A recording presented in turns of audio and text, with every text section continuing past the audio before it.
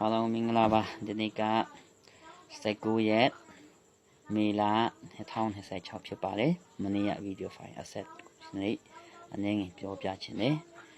ဒီနေ့ကအပိုင်းနှစ်ကျွန်တော်အဖြစ်ကျွန်တော်တင်ဆက်ချင်တာရှိတယ်အဲ့ဒါကပါလဲဆိုတော့ Christian ဘာသာကတကယ်ပဲ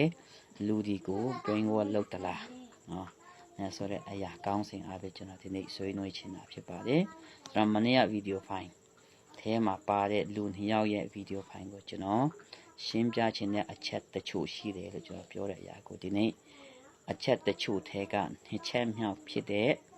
အရာအပိုင်းနှစ်အနေနဲ့ကျွန်တော်ဒီနေ့ပြောချင်တာဖြစ်ပါတယ်အဲ့ဒါကပါလို့ဆိုတော့ Christian ဘာသာတကယ်ပဲလူဒီကို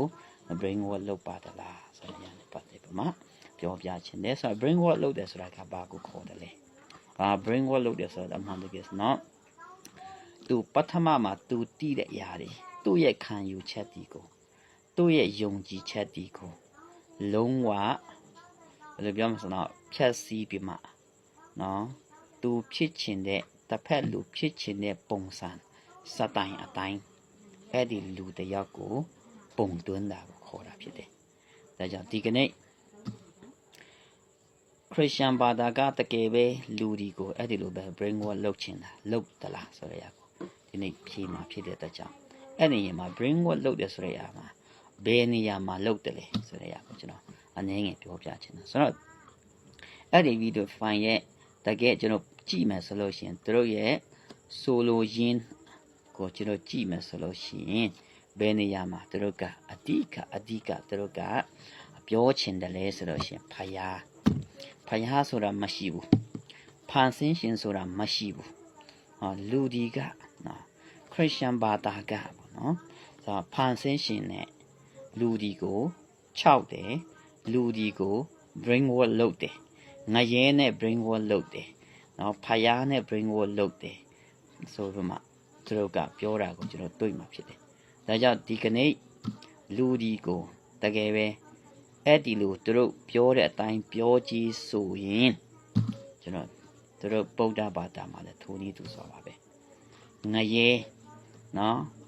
ငရဲအားဖြင့်လူကိုခြောက်တယ်ပြီးလို့ရှိရင်တော့ဘာသာကံအားဖြင့်လူကိုခြောက်တယ်ဒီနေ့တင်မျက်စိမမြင်တဲ့တင်းရဲ့အတိတ်ကမကောင်းလို့စသဖြင့်နော်တင်းနောက်အတိတ်ကံကောင်းဖို့ရကောင်းတာလုပ်ပါဆိုတဲ့ဟာမျိုးဒီနေပါနော်ချင်းခြောက်တယ်ဒီနေ့တင်ကြိုးစားလည်းအစင်မပြေတာတင်အတိတ်ကံကြောက်ပဲကံရဲ့အကျိုးပေးမကောင်းတာဒါကြောင့်ကြိုးစားပါစားတဲ့ဖြစ်ပေါ့နော်မျက်မမြင်တာလဲတင်ရဲ့အတိတ်ကံမကောင်းဘူးစားတဲ့ဖြစ်ပေါ့နော်လူဒီကိုပါနဲ့ခြောက်တယ်သူတို့ကလည်းကံရဲ့ငရဲရဲ့ပိတ်တာရဲ့သူတို့ခြောက်တာတကယ်တမ်းပြောမှဆိုတော့ခရစ်ယာန်ဘာသာထက်တောင်ပိုများတယ်ဒါသူတို့ရဲ့ brainwash ကပိုများတယ်ကျွန်တော်ခရစ်ယာန်ဘာသာမှာ6တာဆိုလို့အများကြီးမရှိပါဘူးငရဲနော်ဒီကနေ့တင်ဟာယေရှုခရစ်တော်ကိုမယုံကြည်ဘူးဆိုလို့ရှိရင်ယေရှုခရစ်တော်ရဲ့ကယ်တင်ခြင်းယေရှုခရစ်တော်ရဲ့တည်ခြင်းတကြိုခြင်းရှင်ပြန်ထမြောက်ခြင်းကိုတင်မယုံကြည်ဘူးဆိုလို့ရှိရင်အပေငရဲရောက်မှာ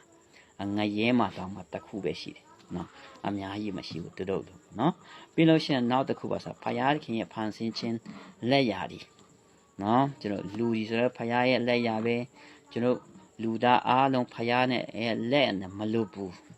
ဆိုတဲ့အရာတွေပေါ့နော်ကျွန်တော်ကတွင်တင်တာဖြစ်တယ်အဲ့ဒါတွေကိုကျွန်တော်က brainwash လို့ခေါ်တာဖြစ်တယ်ပြီးလို့ရှိရင်တော့ကျွန်တော်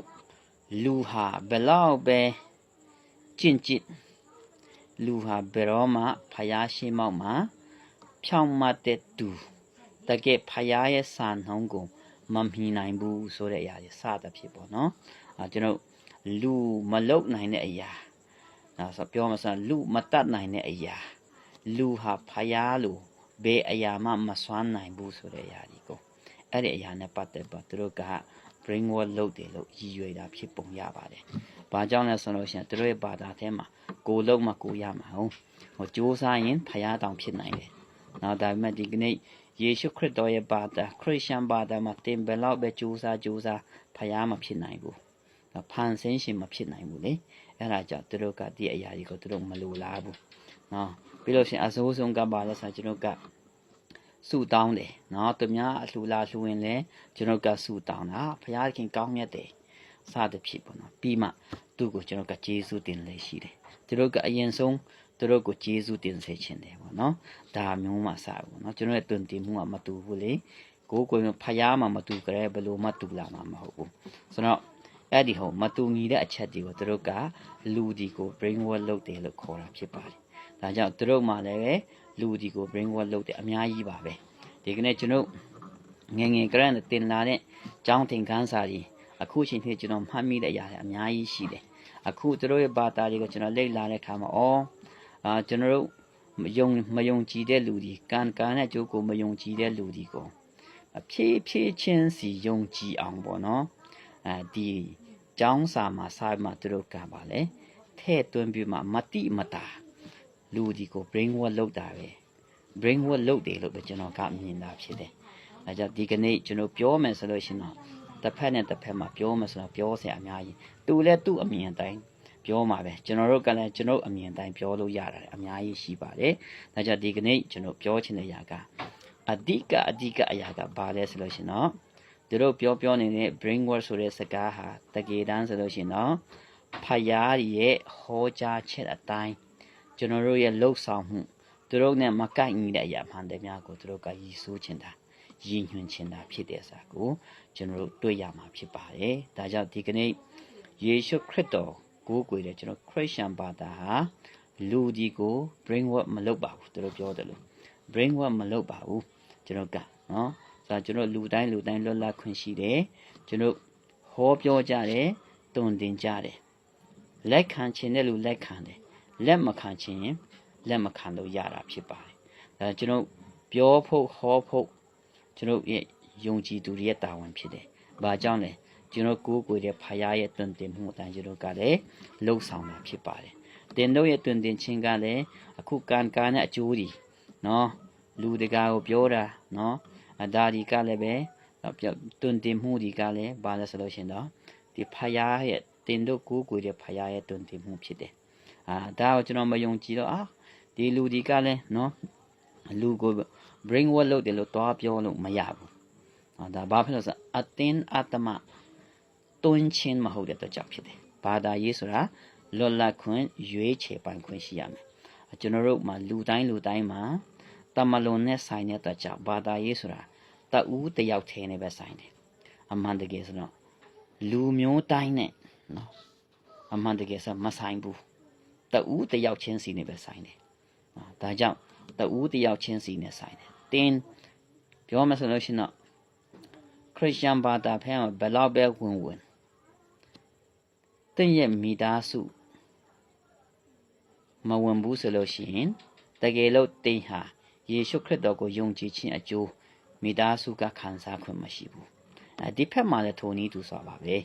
နော်တင်းရဲ့ယုံကြည်မှုအတိုင်းတင်းမိသားစုကမယုံကြည်ဘူးဆိုလို့ရှိရင်အကျိုးခံစားခွင့်မရှိဘူးလို့တွင်တင်ထားတာဖြစ်တယ်ဒါကြောင့်ဘယ်တော့မှညှိလို့မရတဲ့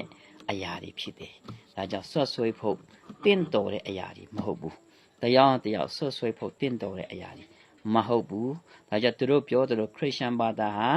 လူဒီကို brain wash လုပ်တယ်ဆိုလို့ရှိရင်ဗုဒ္ဓဘာသာလည်းလူဒီကို brain wash လုပ်တယ်လို့ဒီနေ့ရမှာနဲ့တဲ့ပြောချင်တာဖြစ်ပါတယ်လို့အရောက်စီတိုင်းဖျားရှင်ကောင်းကြည့်ပြပါစေအာမင်